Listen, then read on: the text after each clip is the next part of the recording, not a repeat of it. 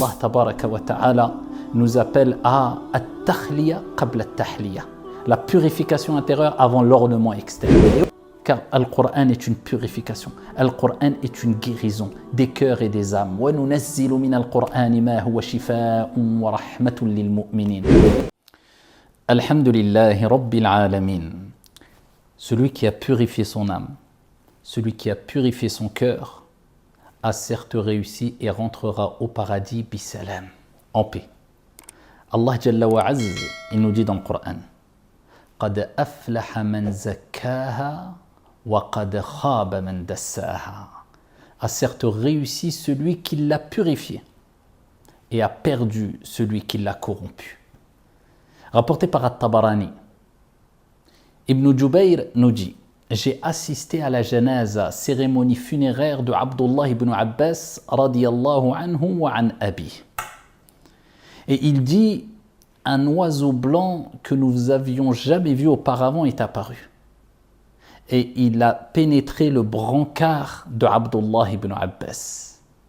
Une fois enterré, cet oiseau n'est pas ressorti. Et qu'est-ce qui s'est passé?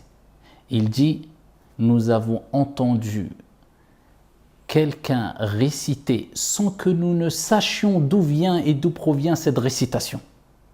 Le verset suivant, où Allah Jalla wa Ala dit dans le Coran: Ya ayyatuha an-nafsu al-mutma'inna irji'i ila rabbiki radiyatan mardiyah fadkhuli fi ibadi wadkhuli jannati.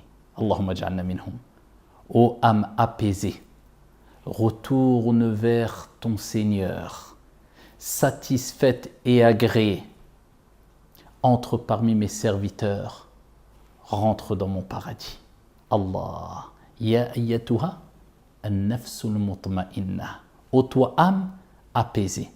L'âme apaisée, c'est l'âme qui a été purifiée.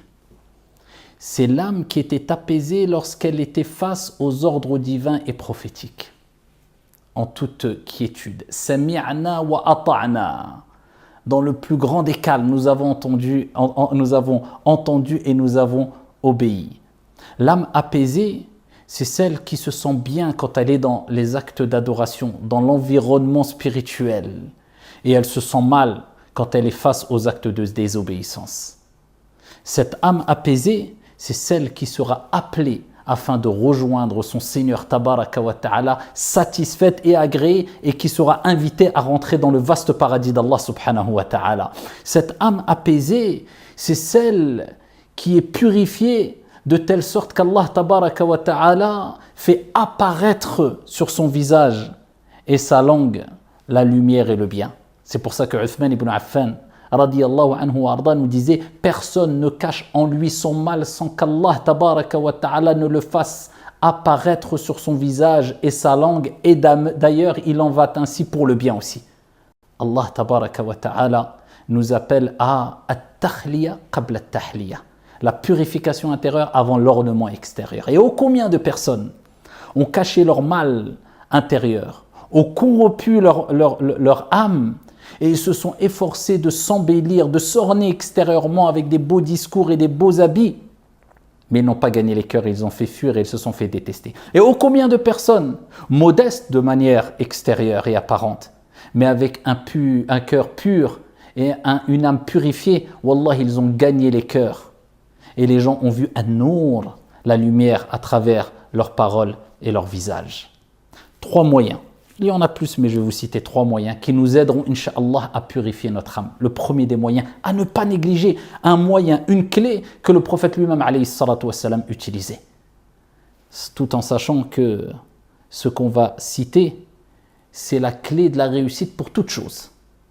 C'est de demander à Allah subhanahu wa ta'ala: وَإِذَا سَأَلَكَ عِبَادِي عَنِّي فَإِنِّي قَرِيبٌ أُجِيبُ دَعْوَةَ الدَّاعِ إِذَا دَعَانِ. C'est Allah qui le dit. Pourquoi courir à droite et à gauche alors qu'Allah Azza wa Jal nous dit: et lorsque mon serviteur t'interroge sur moi, je suis proche. Allah est proche. Je suis proche. Ujibu da'wata ad-da'i idha da'an. Je réponds à l'invocation de celui qui m'invoque lorsqu'il m'invoque. Ad-du'a huwa al-ibada. L'invocation, c'est l'adoration même.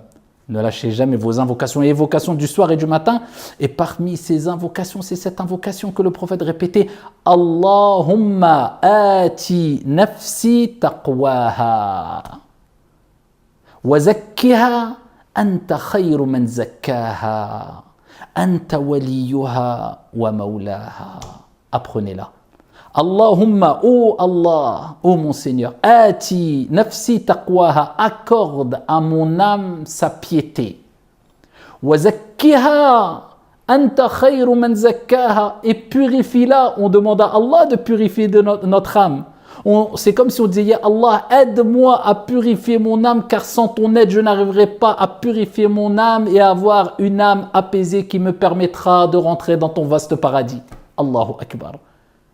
Allahumma ati nafsi taqwaha. Oh Allah, accorde à mon âme sa piété. Wa zakkiha anta khayru man zakkaha. Et purifie-la. Tu es le meilleur de ceux qui la purifient. Anta waliyuha wa maulaha. Tu es son protecteur et son maître. Apprenez cette invocation. La deuxième des causes qui nous permettra, Inch'Allah, de purifier nos âmes, eh bien, c'est de se concentrer dans les actes obligatoires, les 5 piliers de l'islam, et de les faire au mieux, car les actes d'adoration sont un moyen de purification. Allahu Akbar. Le prophète, quand il parle, alayhi salatu wassalam, à titre d'exemple de la prière, il donne l'exemple d'une personne qui aurait devant chez lui une rivière. Et il dit, si quelqu'un aurait une rivière, de l'eau qui passe devant chez lui, et 5 fois par jour, il se laverait avec cette eau, est-ce qu'il lui resterait des saletés? Ils ont dit, bien sûr que non, ya Rasulallah, il serait propre. Il se serait débarrassé forcément de toutes les saletés, les impuretés. Il dit, eh bien, tel est l'exemple des 5 prières par jour, qui nous débarrassent, qui nous purifient des péchés. Et il en va ainsi pour le jeûne. Celui qui jeûne, man sama ramadan imanan wa ihtisaban, ghufira lahu ma taqaddama min dhanbi. Celui qui jeûne le mois du Ramadan, poussé par sa foi en espérant la récompense divine, tous ses péchés seront pardonnés. Il en est de même pour az-zakat. Et d'ailleurs, az-zakat, l'aumône est appelé az-zakat puisque c'est un moyen de purification. Et pareil pour le hajj. Celui qui accomplit le hajj, eh bien, ici, il reviendra aussi pur que le jour où sa mère l'a mis au monde s'il a fait un hajj pieusement accompli. Et que dire du tawhid, la ilaha illallah, qui est la parole la plus sublime et la plus aimée auprès d'Allah Azza wa Jalla, et qui est la clé de la purification et du paradis.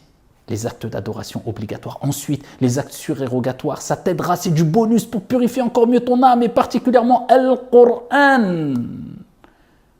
Car Al-Qur'an est une purification. Al-Qur'an est une guérison des cœurs et des âmes. Et on a descendu dans le Qur'an ce qu'il y a comme guérison et miséricorde pour les croyants. Et enfin, la troisième des choses et la troisième des clés, c'est Ayyuhan nas, hasibu anfusakum. Comme disait Omar. Ô vous les gens, demandez-vous des comptes avant de rendre des comptes. L'introspection, la demande de compte, le bilan, tous les jours, chaque soir avant de dormir. Allah, qu'est-ce que j'ai fait de bon dans ma journée? Est-ce que je me suis levé pour Salat al-Subh? J'ai commencé ma journée avec Al-Baraka et la satisfaction d'Allah, et j'ai terminé ma journée avec la prière à l'heure et le bien, et avec la lecture du Coran, mes invocations du soir, pour terminer avec la satisfaction d'Allah Azza wa Jal, afin que ce qu'il y a entre le début et la fin de la journée ne soit que satisfaction vis-à-vis d'Allah subhanahu wa ta'ala. Satisfaction venant d'Allah subhanahu wa ta'ala. Est-ce que je fais une introspection? Est-ce que je me pose des questions? Je demande des comptes chaque soir en me disant qu'est-ce que j'ai fait de bien, qu'est-ce que j'ai fait de mal? Eh bien, je fais un constat. Je fais un diagnostic afin de pouvoir me réformer. Eh bien, ça, c'est 3 clés qui nous permettront, Inch'Allah ta'ala, de purifier nos âmes et d'avoir cette âme apaisée ici-bas et apaisée lorsque l'ange de la mort va prendre notre âme afin de rentrer dans le vaste paradis d'Allah subhanahu wa ta'ala. Qu'Allah purifie nos âmes et nous accorde un cœur pur. Wallahu a'lam, walhamdulillah.